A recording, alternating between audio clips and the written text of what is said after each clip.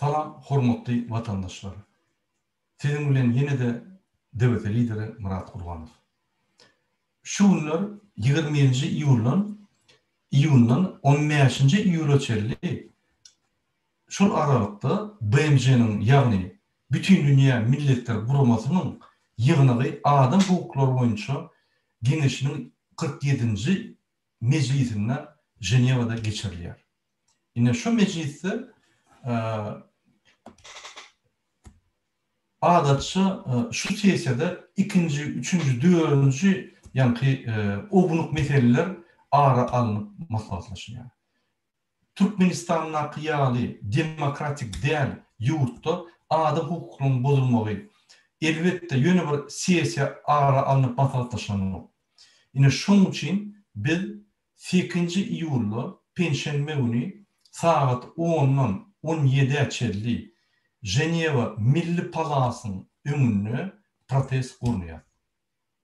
Protestin organizatörü Türkmenistan'ın Halk Hareketi, Demokrasiya Vatan Türkmenistan Halk Hareketi.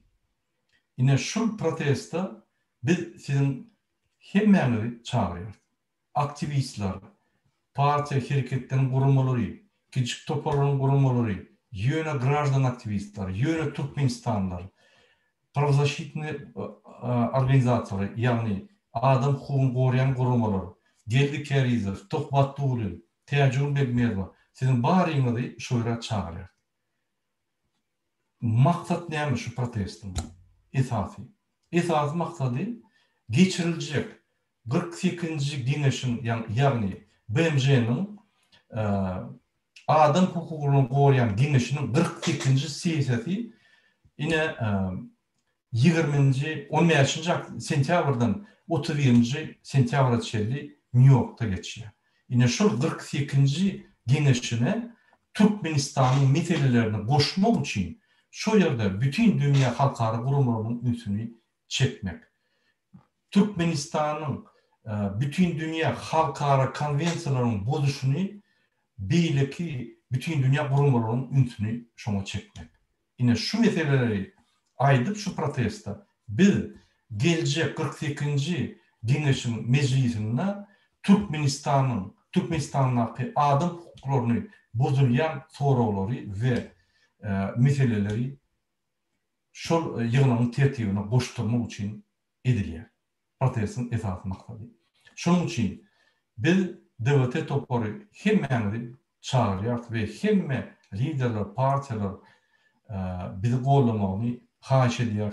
Öz aktivistlerine aytmağını ve öz aktivistlerine şu yere barıp Türkmenistan'da adam hukukunun bozulayanını ve Türkmenistan'la kıkaran Türkmenlerin ve Türkmenistanlıların hukuklarını korumak için şu protesta gelmemizi haş ediyor. Şu protest Perşembe günü 8. iyulda saat 10'dan 17'ye çelli Ceneva'daki Milli Palas'ın önüne geçiyor.